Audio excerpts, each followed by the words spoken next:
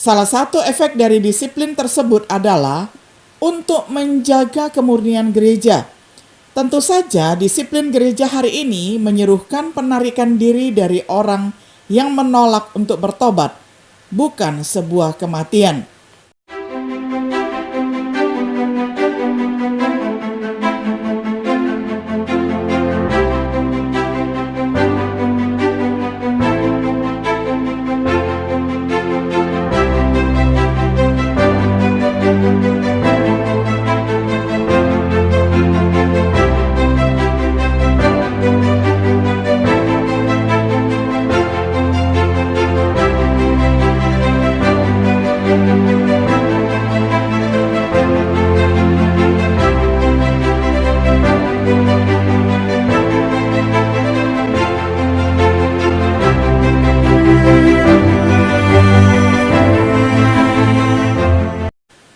Shalom, sahabat Biblika yang dikasihi oleh Tuhan.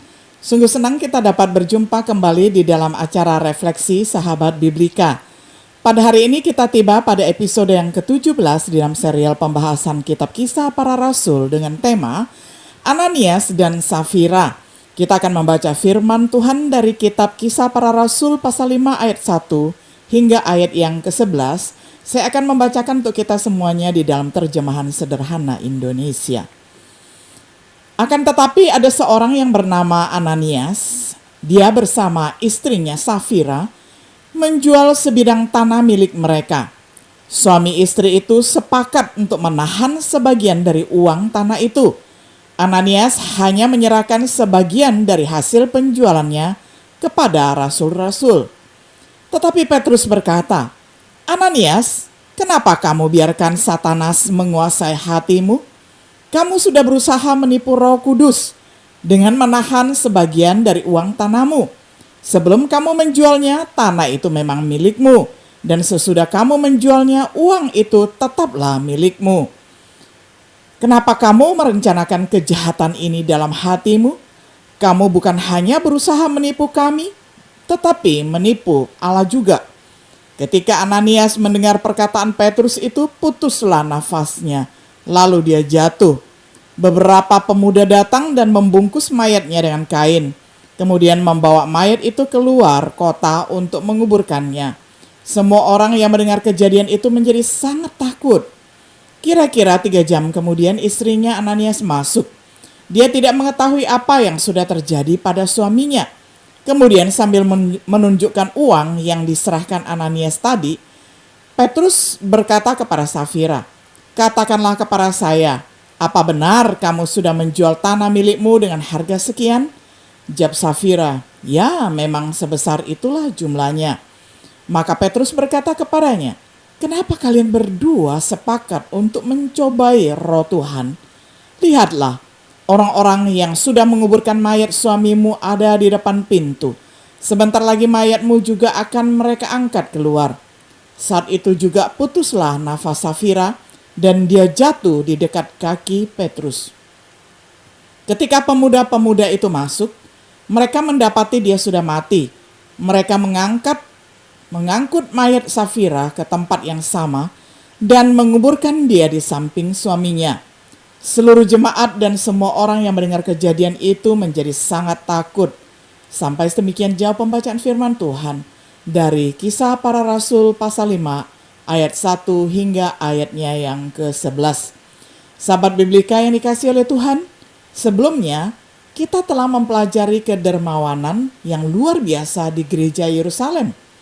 Ketika orang menjual tanah dan harta benda untuk membantu saudara-saudara mereka, seperti yang dicontohkan oleh Yoses yang diberi nama Barnabas oleh para rasul. Dalam kontras yang jelas, kita kemudian diberitahu tentang contoh Ananias dan Safira. Sepasang suami istri yang menjual harta, memberikan sebagian dari hasilnya kepada para rasul yang sama-sama dihukum mati. Kenapa ini terjadi? Apa yang dapat kita pelajari dari kejadian luar biasa ini dalam sejarah gereja mula-mula? Mari kita lihat lebih dekat kasus Ananias dan Safira. Dimulai dengan yang pertama, latar belakang dari teksnya. Ananias dan Safira, istrinya, menjual milik mereka berupa sebidang tanah. Ananias menahan sebagian dari hasil penjualan tersebut dan istrinya mengetahuinya. Dia membawa sebagian dari hasilnya kepada para rasul. Observasinya, dari konteksnya kita tahu bahwa mereka bermaksud menipu para rasul untuk memberi kesan mereka memberikan jumlah penuh dari hasil penjualan agar mereka tampak bermurah hati dalam hal memberi. Apa yang terjadi selanjutnya mungkin pada awalnya tampak sangat ekstrim. Hal yang kedua, kematian Ananias. Dari teksnya, Petrus menantang Ananias. Mengapa dia membiarkan setan memasuki hatinya untuk berbohong kepada Roh Kudus? Tanah itu selamanya akan tetap menjadi miliknya bila tidak dijual dan uang miliknya ada di dalam kekuasaannya. Dia tidak berbohong kepada manusia tetapi berbohong kepada Tuhan. Ananias jatuh dan mati. Setelah mendengar kata-kata Petrus, jemaat menjadi sangat takut melihat peristiwa ini terjadi. Observasinya, tercatat di dalam pelajaran kita tentang kekristenan komunal yang melaksanakan penjualan rumah, tanah, harta benda, dan lain-lain adalah persembahan kehendak sukarela, bukan suatu paksaan atau kewajiban. Mereka tidak harus menjual harta mereka atau memberikan 100% dari hasil penjualannya. Hubungan para rasul dengan Roh Kudus adalah sangat dekat, sehingga berbohong kepada para rasul adalah berbohong kepada Roh Kudus. Juga karena para rasul diilhami oleh Roh Kudus. Hubungan Roh Kudus dengan Allah. Petrus mengidentifikasi Roh Kudus sebagai Allah. Salah satu dari banyak bagian yang menggambarkan keilahian Roh Kudus. Tidak lama setelah kematian suaminya, sama mengejutkannya dengan hal yang ketiga, kita melihat kematian Safira. Dari teksnya, Petrus menghadapi Safira. Dia masuk 3 jam kemudian tidak menyadari kematian suaminya. Apakah dia menjual tanah itu dengan harga tertentu? Ananias menjawab, ya. Dia menjawab seperti suaminya. Mengapa dia setuju dan sepakat dengan suaminya untuk mencobai Roh Kudus? Mereka yang menguburkan suaminya siap untuk membawanya keluar. Lalu Safira jatuh dan mati di dekat kaki Petrus. Para pemuda memakamkan Safira di samping suaminya. Kejadian ini menciptakan ketakutan besar atas semua jemaat dan semua orang yang mendengar berita ini. Observasi, pertanggungan jawab Safira adalah di dalam keterlibatannya dalam dosa kebohongan yang terungkap. Dia tidak bisa menggunakan penyerahan kepada suaminya sebagai alasan. Safira dikenai hukuman mati karena berbohong kepada para rasul.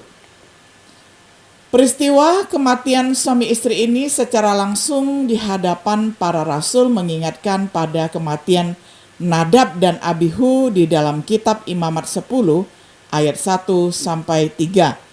Kedua insiden tersebut terjadi pada awal dispensasi masing-masing.